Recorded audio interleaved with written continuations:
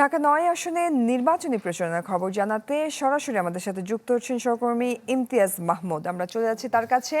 ইমতিয়াজ, কি খবর আছে আপনার কাছে? হিরন আরও মিনারেল ওয়াটার মাত্র ৫০ পয়সায় প্রতি লিটার। সকাল 10:30 থেকেই কিন্তু ঢাকা-৯ আসনে স্বতন্ত্র প্রার্থী তাসনিম জারা তিনি কিন্তু উত্তর মারাত্মক চৌরাস্তা থেকে প্রচারণা শুরু করেছেন এবং প্রত্যেকের দ্বারে দ্বারে কিন্তু তিনি যাচ্ছেন এবং তাদের কথা শুনছেন এবং আমরা সরাসরি এখন তার সাথে কথা বলতে পারবো। যদি কেমন যাচ্ছে নির্বাচন, আপনি হচ্ছে যে সামাজিক গণমাধ্যম থেকে শুরু করে ম্যানুয়ালি সবভাবে আপনি প্রচারণা করছেন, আপনি কতটুকু আশাবাদী? আমরা আশাবাদী। আর হচ্ছে যে এই এলাকায় পানি, জলবদ্ধতা, নানা ধরনের সমস্যা হচ্ছে, সেটা নিয়ে সেটা নিরসনে কি ব্যবস্থা নেবেন সেই বিষয়টি একটু বলুন। খুবই সুনির্দিষ্ট পরিকল্পনা আমরা দিয়েছি গ্যাস জলাবদ্ধতার ক্ষেত্রে। আমাদের ইশতেহারে 6টা বিষয় নিয়ে আমরা কথা বলেছি। এখানকার যে ইউটিলিটিস, গ্যাস, তারপর রাস্তাঘাট, জলাবদ্ধতা, এগুলো নিরসনে আমাদের সুনির্দিষ্ট পরিকল্পনা, শিক্ষা, স্বাস্থ্য, জীবিকা, তারপর একজন এমপির জবাবদিহিতা, এগুলো নিয়ে আমাদের একদম সুনির্দিষ্ট পরিকল্পনা ইশতেহারে আছে। তো সেটা নিয়েও এখানে এলাকাবাসীর সাথে কথা হচ্ছে।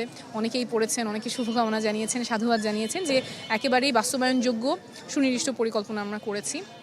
গ্যাসের ক্ষেত্রে যেমন আমাদের এখানে প্রতি মাস শেষে বিলটা দিতে হবে গ্যাসের, কিন্তু সার্ভিসটা পাওয়া যাচ্ছে না। চুলা জ্বালালে গ্যাস নেই, রাত 2টা 3টা পর্যন্ত জেগে থাকতে হচ্ছে রান্না করার জন্য, অথবা কেউ লাকড়ির চুলা ব্যবহার করছেন, কেউ সিলিন্ডার কিনে ব্যবহার করছেন, সিলিন্ডারের আবার দাম বাড়তি। সেই ক্ষেত্রে আমাদের সুনির্দিষ্ট পরিকল্পনা হচ্ছে যে সংসদে একটা বিল, আমি সেটার জন্য কাজ করব, যেখানে যখন সরকারি যে সার্ভিস পাওয়ার কথা সেটা যদি মানুষ না পায়, তাহলে সেই অনুযায়ী আমাদের বিলটা তখন অ্যাডজাস্ট করতে হবে। কারণ তাছাড়া আমি সার্ভিস পাবো না, কিন্তু বিল দিতে হচ্ছে, এটা যাতে না করা হয়। এবং যখন সিন্ডিকেট করে যদি সিলিন্ডারগুলোর দাম বেড়ে যায়, তখন এই সিন্ডিকেটটা ভাঙার জন্য কঠোর পদক্ষেপ প্রশাসনের সাথে নিতে হবে। অনেক ধন্যবাদ। আপু একজন দেখা করতো একটু।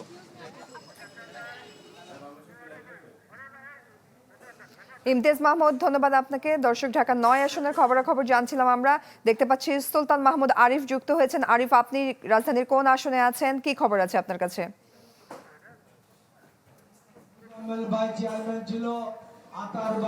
আমি রাজধানী ঢাকা 11 আসনে রয়েছি।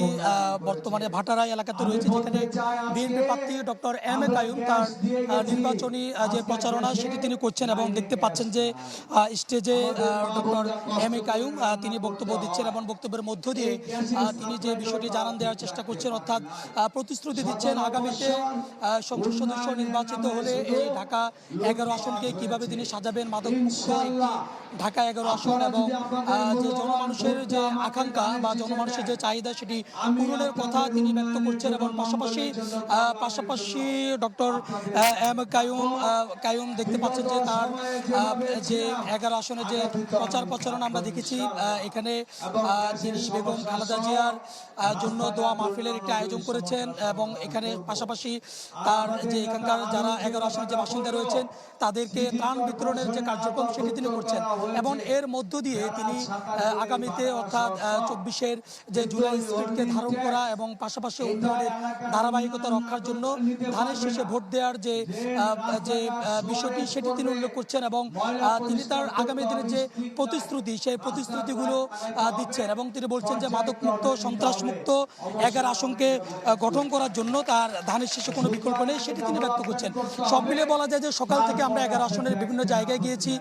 আমরা দেখেছি যে 11 আসনে বিভিন্ন প্রার্থী যারা রয়েছেন তারা এবং প্রার্থীর পক্ষে জনমানুষ তারা প্রচারণা চালাচ্ছেন, নানাবিধ প্রতিশ্রুতি দিচ্ছেন। সেটি আসলে বেলা বাড়ার সাথে সাথে বিকেল নাগাদ সেটি আরও বাড়তে পারে। তবে এ ছিল ঢাকা 11 আসন থেকে। আরিফ, ধন্যবাদ আপনাকে।